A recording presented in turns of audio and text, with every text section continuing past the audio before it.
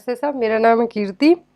तो आज हम यहाँ पे डिस्कस करने वाले हैं कि कोविड-19 के पेशेंट जितने भी कोरोना वायरस जिनको हो चुका है, आपका रिजल्ट पॉजिटिव आ गया है, या तो आपने आरटी-पीसीआर से कंफर्म करवाया, टेस्ट से कंफर्म किया है, या फिर रैपिड एंटीजन टेस्ट से, तो किनको एक्सरे करवाना चाहिए और किनको सीटी स्कैनिंग करवाना चाहिए। दोनों टेस्ट हैं जो डिफरेंट टेस्ट रहने वाले हैं।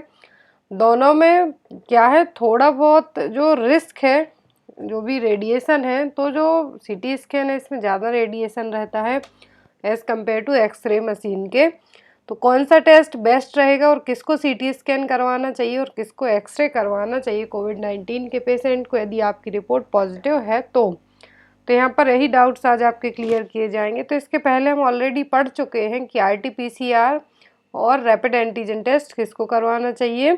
अब हम यहाँ पे पढ़ेंगे कि एक्सरे और सीटी स्कैनिंग किसको करवाना चाहिए और किसको नहीं करवाना चाहिए, कि कौन से कोरोना के ऐसे मरीज हैं, कोविड-19 के पॉजिटिव मरीज हैं जिनको एक्सरे की ज़रूरत है या सीटी स्कैनिंग की। तो एक्चुअल में दोनों चीज़ें डॉक्टर डिसाइड करता है, बट इन केस पेशेंट को लगता है, मरीज को लगता है कि मुझे स्कैनिंग की ज़रूरत है, सीटी स्कैनिंग की ज़रूरत है, या फिर उसे लगे कि एक्सरे की ज़रूरत है, तो बेसिकली जो प्रेफरेंस रहती है, यदि कोई पेशेंट एसिम्प्टोमेटिक है बट उसका टेस्ट पॉजिटिव आया है, आप में ज़्यादा सिम्टम नहीं है बट आपका टेस्ट पॉजिटिव आया है, तो आपके लिए बेस्ट क्या रहेगा, तो आपके लिए बेस्ट होगा एक्सरे।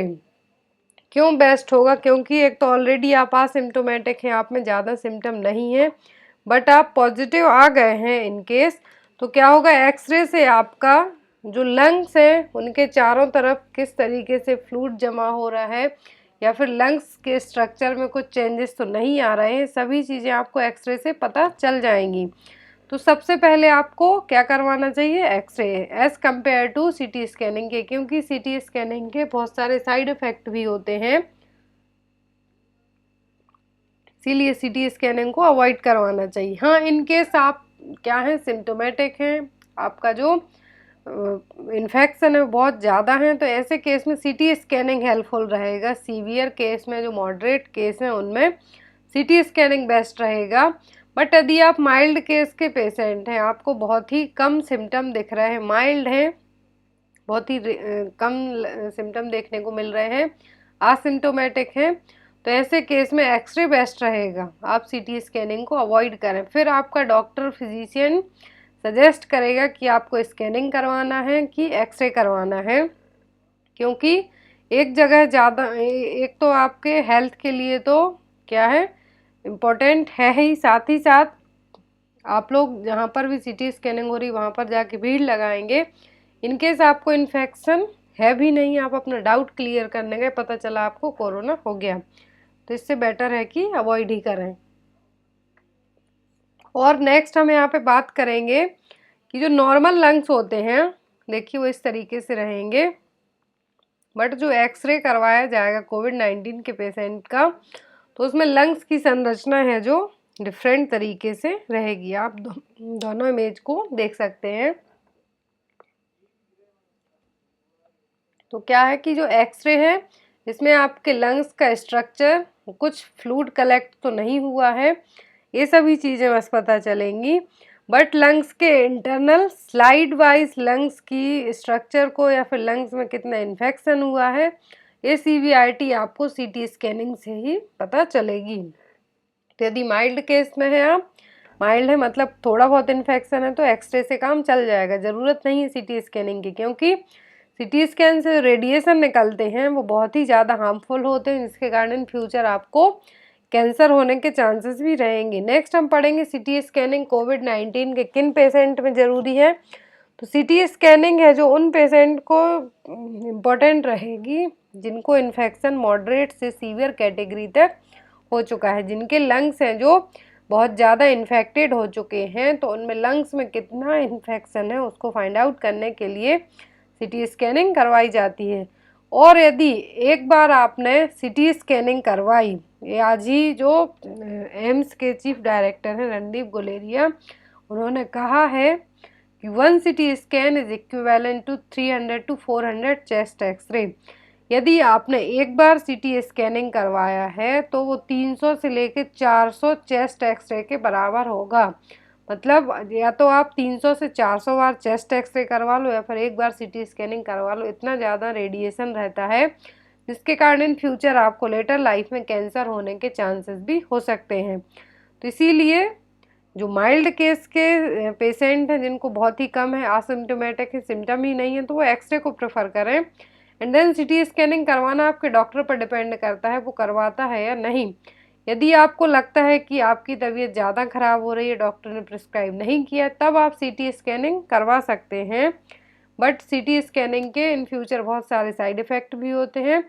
दो ही चीज़ें यहाँ पर ऐसी होती हैं कि माइल्ड में आपके लंग्स में इन्फेक्शन है तो वो पता चल जाएगा न्यूमोनिक स्टेज में है या फिर कुछ फ्लूइड कलेक्ट तो नहीं हो रहा है, सब एक्सरे से पता चल जाएगा। बट यदि आपकी कंडीशन सीवियर हो रही है तब सीटी स्कैनिंग करवाना ज़रूरी है, क्योंकि उस टाइम पर आपके लंग्स में कितने % इन्फेक्शन हो चुका है, क्या ओपेसिटी हो रही है, क्या अपीयरेंस है, वो सभी चीज़ें सीटी स्कैन से कंफर्म होंगी। तो ये दो चीज़ें आई होप आपकी क्लियर हो गई हों कि एक्सरे किन पेशेंट को ज़रूरी है और सीटी स्कैनिंग किन को ज़रूरी है। यहाँ पर बात आती है ऑक्सीजन सिलेंडर को लेके कि किन पेशेंट को ऑक्सीजन सिलेंडर की ऑक्सीजन की नीड रहेगी। जितने भी पेशेंट हैं उनको मैं ऑलरेडी बता चुकी हूँ पल्स ऑक्सीमीटर के बारे में। तो जब आपका पल्स रेट और जो आपका ऑक्सीजन लेवल है, ऑक्सीजन सेचुरेशन है, बिलो 95 से कम हो, 95 से लेके 100 तक तो नॉर्मल में आ जाता है, बट 95 से कम होता है आपका ऑक्सीजन लेवल, जो आपका ब्लड है उसमें ऑक्सीजन का लेवल 95 से कम होता है, तब आपको ऑक्सीजन की ज़रूरत पड़ेगी। एंड आपका जो पल्स रेट है, यहाँ पर आप ऑक्सीमीटर भी देख सकते हैं कि यहाँ पर ऑक्सीमीटर में पल्स रेट आपकी कितनी दिख रही है, 87 बीट पर मिनट, और जो आपका ऑक्सीजन सेचुरेशन है वो कितना है, 90। दैट मीन्स ये क्या है, नॉर्मल है। यदि आपकी पल्स जो ऑक्सीजन सेचुरेशन है बिलो 95 जाती है तब आपको ऑक्सीजन की बाहर से जो ऑक्सीजन है, लिक्विड ऑक्सीजन, उसकी ज़रूरत पड़ेगी। तो यहाँ पर ये बात हुई पल्स ऑक्सीमीटर की और ये किस तरीके से वर्क करेगा। और जो बात हमने की अभी सीटी स्कैनिंग की कि किसको सीटी स्कैनिंग करवाना चाहिए और किसको नहीं। यदि आपको डाउट हो कि RT-PCR और रैपिड एंटीजन टेस्ट में से कौन सा बेस्ट है, तब यहाँ पर भी इनके दो चांस होते हैं। RT-PCR उनके लिए ज़रूरी है जो असिम्टोमेटिक हैं बट उनके पास टाइम है, क्योंकि इसकी रिपोर्ट आने में टाइम लगता है, 24 से 48 घंटे तक का टाइम लगता है। इसमें जो हमारी बॉडी का DNA है उसको पहले RNA में कन्वर्ट किया जाता है एंड देन अगेन RNA को DNA में, जो कि रिवर्स ट्रांसक्रिप्शन की प्रोसेस कहलाती है। तो इसी प्रोसेस के द्वारा जो साइक्लिंग होती है इसकी, तो उसके लिए 24 से 48 घंटे तक का टाइम लग जाता है टेस्टिंग में। बट RT-PCR है जो एक एक्यूरेसी रेट है, जो एक्यूरेट रिजल्ट शो करेगा as compare to rapid antigen test के। और इसमें जो स्वैब है, जो आपका सैंपल है, वो नाक से भी लिया जा सकता है और माउथ से भी लिया जा सकता है।